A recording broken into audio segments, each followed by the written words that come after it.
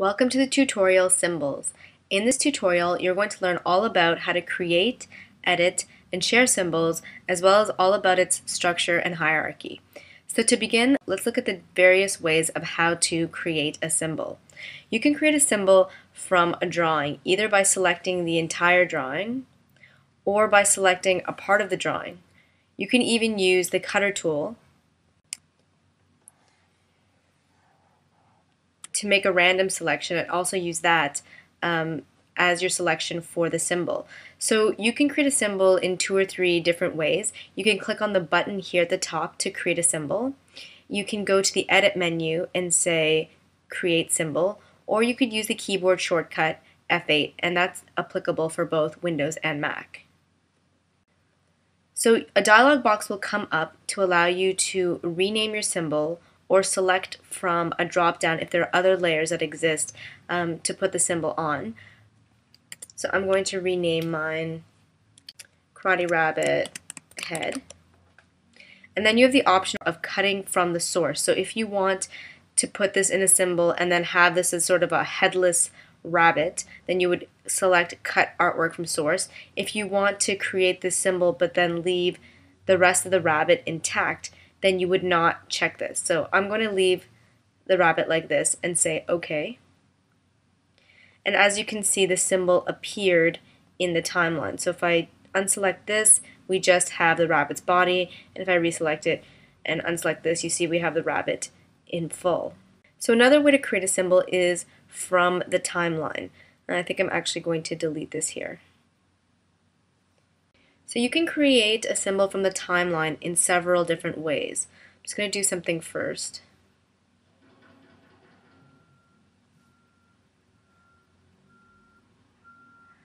There we go.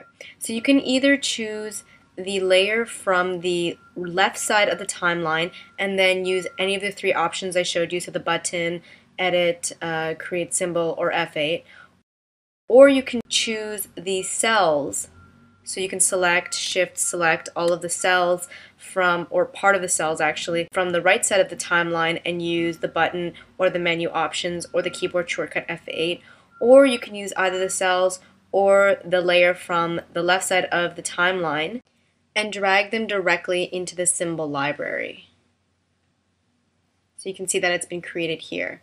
Another way that you can create a symbol is from the network view. So let's go there.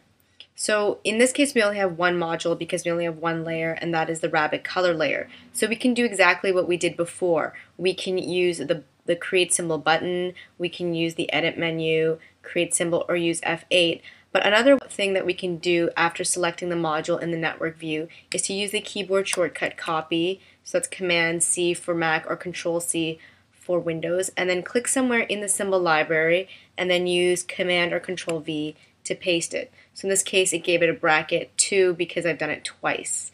But that's another way. And you might notice that both for the timeline and for the network view, the symbols are created in the library, but they do not appear in the timeline or in the network.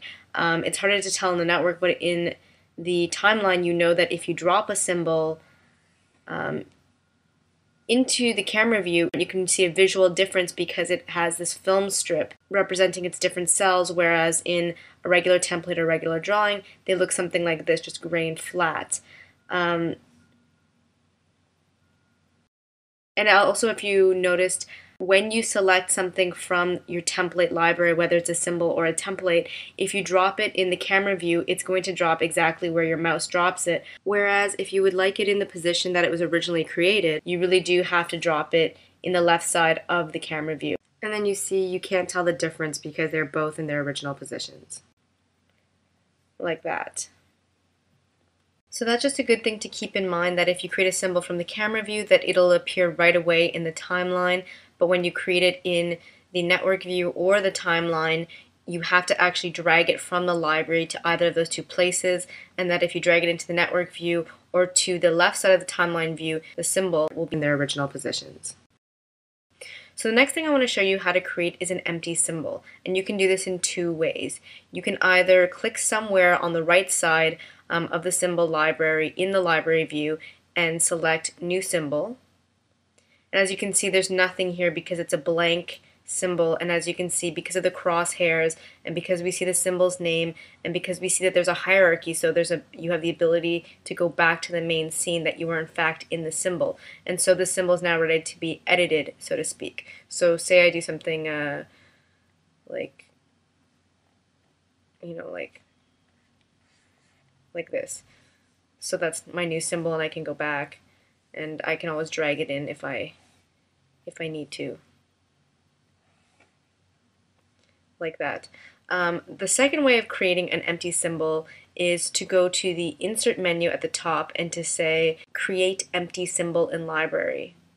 And if you do this, once again, you have the opportunity to create an empty symbol that's ready for you to go. So, you know, sometimes you don't necessarily have artwork that you want to create into a symbol, but you want to do it the other way around. You want a blank symbol and to create directly from. So once again, you have that opportunity. And I'm going to just delete these two from the library, which is the next thing I wanted to show you. So deleting is as easy as right-clicking and selecting the delete menu item. And you always get a dialog box that's telling you that once you delete this, it's basically permanent. While you still have your scene open, you can always use the undo button. So I'm going to say yes. So it's gone. But then I can also use Control-Z to undo and it's come back. But the moment that I close my scene, so if I delete this again,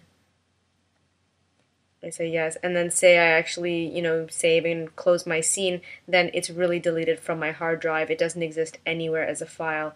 The other way of deleting is just to select and to use the delete key. So the next thing I'd like to show you how to do is how to edit a symbol. So you can edit a symbol in two ways. You can either right-click on the symbol in the library and select Edit Symbol, and it'll take you into the symbol, and once again you have your indicators there, the crosshairs, the fact that you can see the symbol name and the icon at the top here.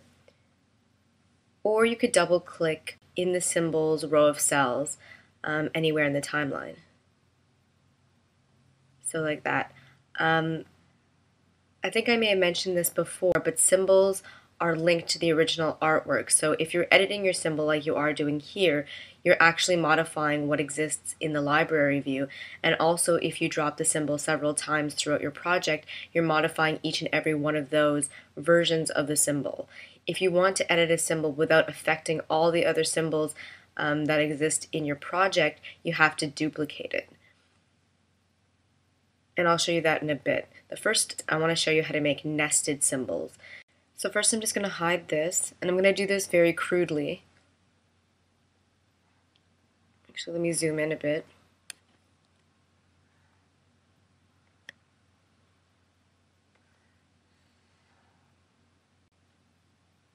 Then I'm going to use the keyboard shortcut F8.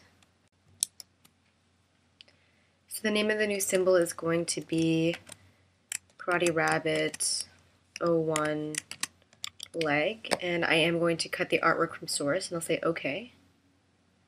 So the leg is right there, and we're going to enter the symbol. So let's edit symbol.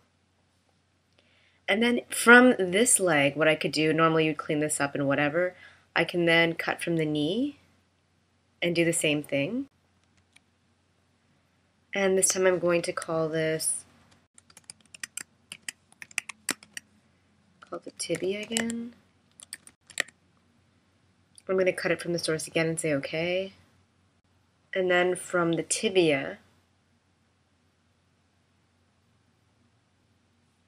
I'm going to cut off the foot.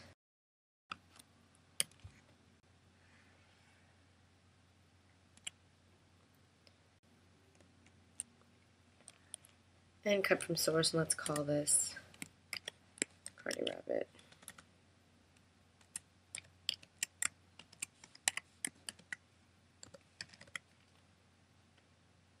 So then if we go back to the top, and let's enter the leg symbol again.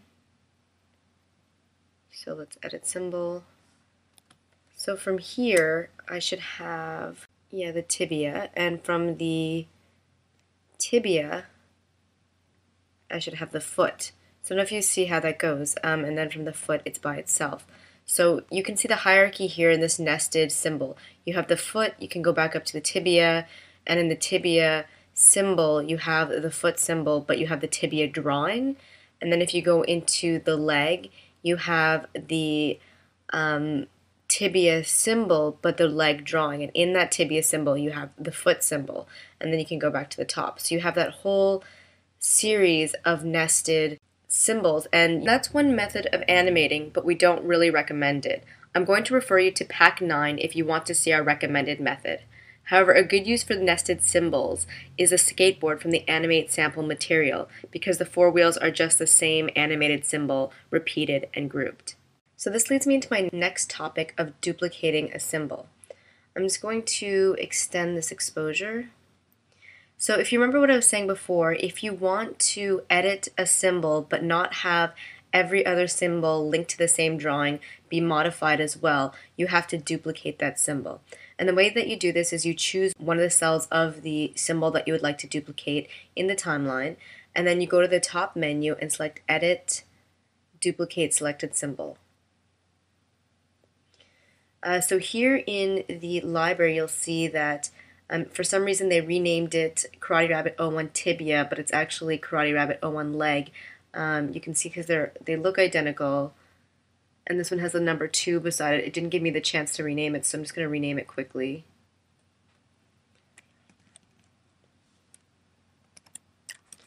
So as not to get confused.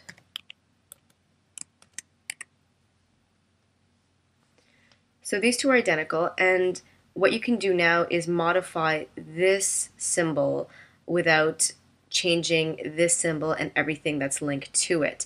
The only thing that you have to know though is even though this has been duplicated, all its subsequent inner layers have not. So this tibia has not been duplicated. This foot inside the tibia has also not been duplicated. And so if you modify any of these two symbols, the foot or the tibia, which is inside the leg, even though it's the O2 leg or the second leg in brackets, they're still going to be modified throughout all the other symbol drawings. So once again, you'd have to keep performing that action to ensure, like the duplication action, to ensure that you would be modifying the original source artwork.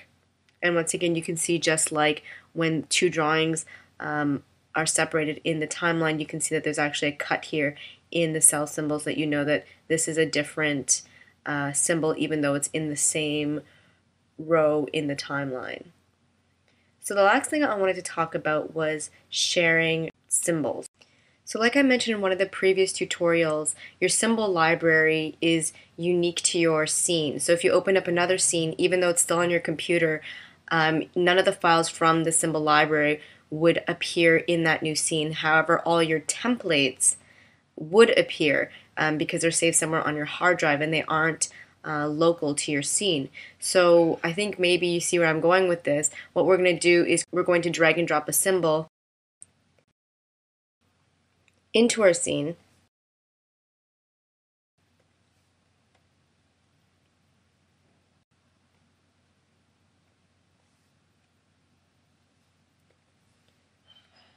So let's say the rabbit color, say the rabbit master.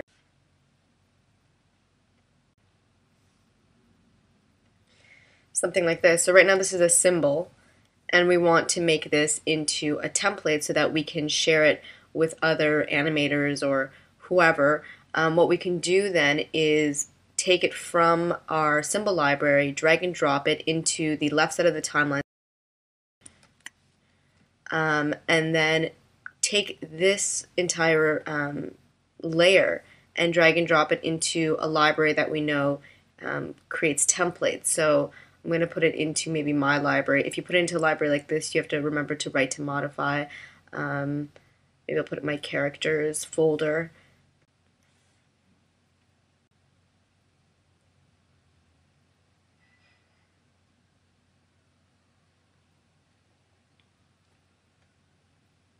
And now I have a Karate Rabbit Master template again that exists as not being a symbol. And so if I delete this and drag and drop this in the left side. So as I may have mentioned before, templates or .tpl files are like little scenes. So the trick to sharing a symbol is to create one of these mini scenes and to expose a symbol in its timeline. So that's it for the tutorial symbols. Stay tuned for the next tutorial, templates.